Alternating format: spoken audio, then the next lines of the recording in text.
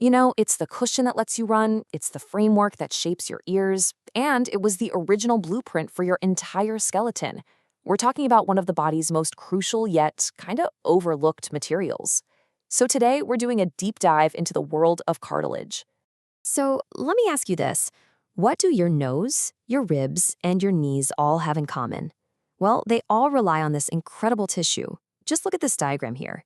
You can see it as those smooth, white surfaces that cap the bones at our joints, or the C-shaped rings that actually hold our windpipe open, and even the flexible structure of our ears.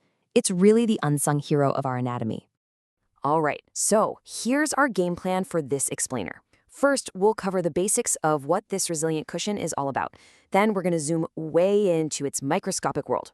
After that, we'll meet the 3 different types of cartilage, uncover its one major weakness, its Achilles heel, and finally, we'll look at what happens when it all goes bad.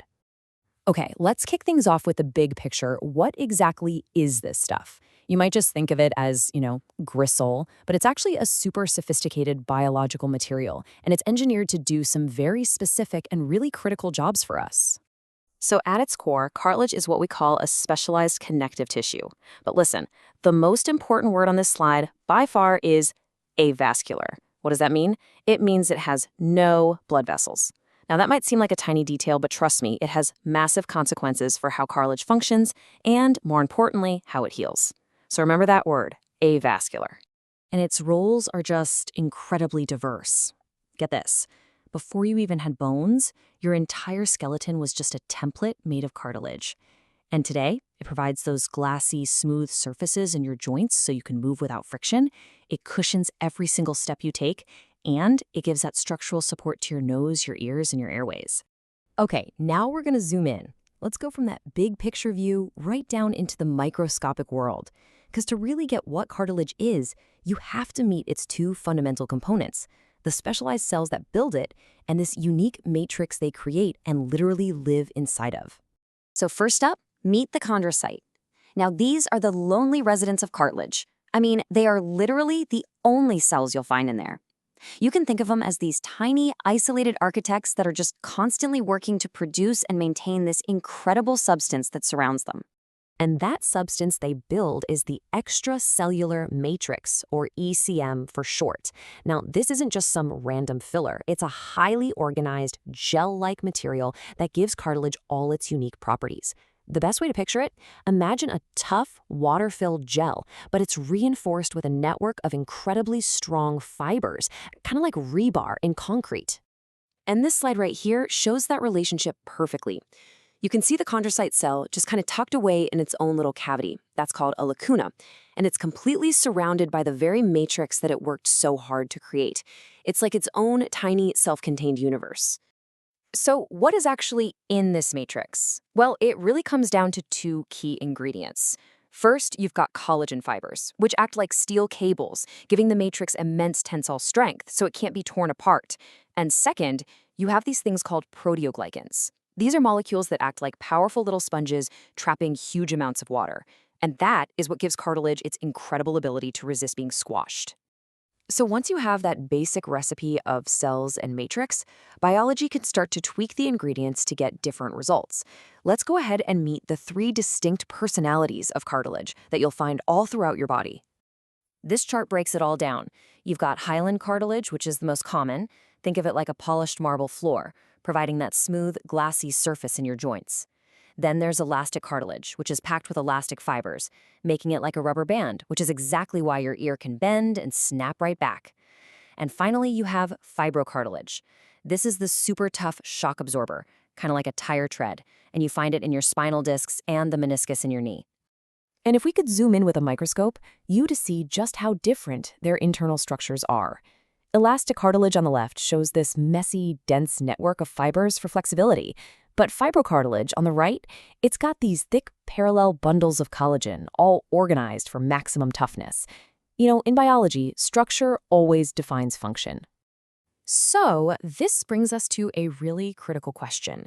If cartilage is such an amazing and resilient material, why is an injury to it, say in an athlete's knee, so often a career-threatening event? Why doesn't it just heal itself? Well, the answer to that question takes us all the way back to that one crucial word I told you to remember at the beginning, avascular. You see, the problem with cartilage isn't its strength, it's its supply line. Unlike our bones, which are crisscrossed with blood vessels bringing in all sorts of nutrients, cartilage has none. So, how do those little isolated chondrocyte cells get food and oxygen? Well, they have to rely on this very slow, very inefficient process called diffusion, where nutrients just kind of seep in from the surrounding tissues. There's no direct delivery service. And this right here is the whole ball game. Without a direct blood supply, there's just no highway for repair cells and building materials to rush to a damaged site. The tissue is essentially isolated, just left to fend for itself with incredibly limited resources. This is cartilage's fatal flaw. Being avascular is perfect for creating that smooth, uninterrupted surface for our joints, but it is terrible for recovery. A minor injury that would heal in just a few days in your skin or muscle, it simply doesn't heal in cartilage. The damage just hangs around and accumulates over time. So let's bring this all into the real world, because understanding this fatal flaw is absolutely the key to understanding some of the most common and debilitating conditions people face, especially as they get older. And the result of all that accumulated damage is a condition like osteoarthritis. A healthy joint, on the left, has this thick, smooth, white cap of cartilage on the bone ends. But look at the osteoarthritic joint on the right. That cartilage has been completely worn away, and that leads to painful bone-on-bone friction.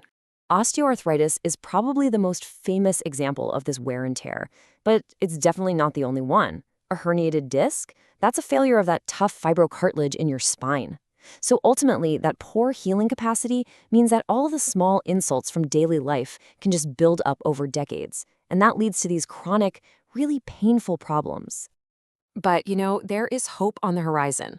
Modern medicine is really tackling this problem head-on.